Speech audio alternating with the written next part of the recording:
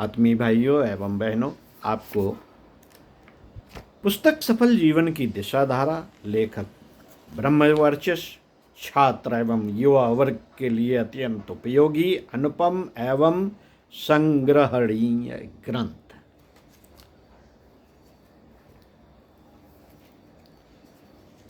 विषय पढ़कर सुना रहे थे, शिष्टाचार अपनाएं, सम्मान पाएं। इसी क्रम में साथियों, सामाजिक व्यवहार में शिष्टाचार। सामाजिक व्यवहार में शिष्टाचार नंबर 1, क्या रखने चाहिए हमें सामाजिक व्यवहार में शिष्टाचार? नंबर 1, नित्य प्रातः काल उठकर गुरुजनों, माता पिता आदि के चरण स्पर्श करना भारतीय संस्कृति का विशिष्ट नियम है। नंबर 2, अपने घर पर किसी व्यक्ति के आने पर उसका प्रेम पूर्वक अभिवादन करना चाहिए और उसके सामने हाथ पैर फैलाकर बेहुदा तरीके से नहीं बैठना चाहिए। नंबर 3, आगंतुक सम्मानी व्यक्तियों के सामने घर के किसी व्यक्ति या नौकर चाकर पर क्रोध प्रकट करना या गालियां बकना अनुचित है। नंबर 4, अपने से बड़े या सम्मानी व्यक्तियों के सामने कभी उनसे उच्च आसन पर नहीं बैठना चाहिए। नंबर 5, जम्हाई, छींक, खांसी आदि के आने पर मुंह के सामने रुमाल लगा लेना सभ्यता का चिन्ह है। नंबर 6, मार्ग में जाते समय यदि किसी परिचित से भेंट हो जाए, यथासंभव स्वयं अभिवादन करना चाहिए। वृद्ध, रोगी, स्त्री, लंगड़े, लूले व्यक्ति आदि के लिए रास्ते से हटकर मार्ग देना चाहिए। नंबर 7, किसी के घर जाकर घर के मालिक और अन्य लोगों की सुविधा का ध्यान रखकर ही व्यवहार करना चाहिए। नंबर 8, सार्वजनिक उत्सव या सभा सम्मेलन के बीच अकारण अकस्मात उठकर चल देना असभ्यता का सूचक माना जाता है। ऐसे अवसरों पर जाना ही नहीं चाहिए या पीछे की तरफ ऐसी जगह पर बैठना चाहिए जहां से उठकर चलने से किसी का ध्यान आकर्षित ना हो। इसी प्रकार से कथा, वार्ता, सभा आदि में सोने या ऊँघने लगना भी अनुचित है। नंबर 9, साथियों, पड़ोसियों के प्रति सदा प्रेम और शिष्टाचार का व्यवहार रखिए। जरूरत पड़ने पर उनकी सब प्रकार से सहायता करने को प्रस्तुत रहें और यदि वह गरीब हो तो उसके सामने अपने वैभव का प्रदर्शन करके उसे लज्जित करने का प्रयास न करें। इसी प्रकार धनवान पड़ोसियों के सामने अपनी विपत्तियों का रोना रोकर उसकी सहानुभूति प्राप्त करने का तरीका भी ठीक नहीं। पड़ोसियों से यथासंभव समानता का ही व्यवहार करना चाहिए और उनकी जो कुछ सहायता की जाए वह निस्वार्थ भाव से और कर्तव्य समझकर की जानी चाहिए। नंबर 11, नंबर 10, साथियों, यदि कभी किसी रोगी के पास जाएं तो उससे कभी उसके रोग को बढ़ा चढ़ाकर बताने की चेष्टा न करें और न उसके सामने किसी प्रकार की निराशापूर्ण बातें करें। रोगी के पास सदा प्रसन्न मुद्रा में ही जाना चाहिए और रोगी का हौसला बढ़ाना चाहिए। नंबर 11, रास्ते में जोर जोर से बुलाना ठीक नहीं। किसी जगह ठहर कर बहुत जोर से बातचीत, हंसी मजाक ठहाका मारकर हंसना भी ठीक नहीं। नंबर 12, रास्ते में अनजान स्त्री के पीछे इस प्रकार नहीं चलना चाहिए कि उसे संकोच हो। किसी भी स्त्री को बार बार गर्दन घुमाकर नहीं देखना चाहिए। इसी प्रकार मकानों में बैठी या छज्जों पर खड़ी स्त्रियों को ताकना और घूरना अशिष्टता का चिन्ह है।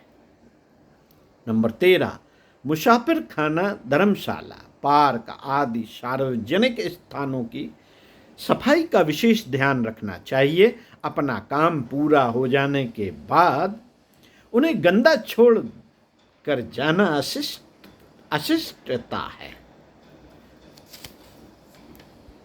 खान पान और स्वास्थ्य रक्षा के शिष्टाचार, आइए इस संबंध में आपको बताते हैं। नंबर 1, भोजन करने के स्थान का स्वच्छ और सुरुचिपूर्ण होना आवश्यक है।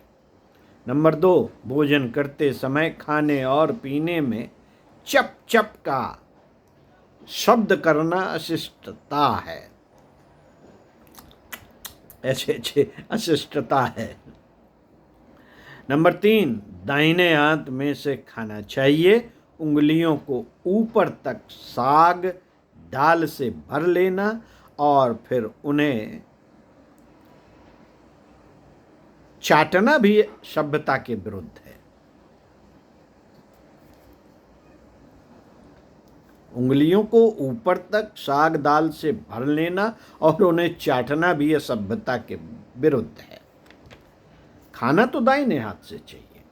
नंबर 4, पानी आदि पेय पदार्थ खड़े होकर पीना ठीक नहीं और स्वास्थ्य के लिए भी हानिकारक है। भोजन करते समय किसी ऐसी वस्तु का नाम नहीं लेना चाहिए जिससे घृणा का भाव उत्पन्न हो। नंबर 6, भोजन पूरी निश्चिंतता और शांति के साथ करना चाहिए। नंबर 7, चलते फिरते घूमते टहलते हुए खाना स्वास्थ्य की दृष्टि से तो हानिकारक है ही, सभ्यता के विपरीत भी है। ये बड़ा कठिन है। खाना वैसे हमेशा बैठकर खाना चाहिए, जमीन पर या ज़्यादा से ज़्यादा कुर्सी मेज पर।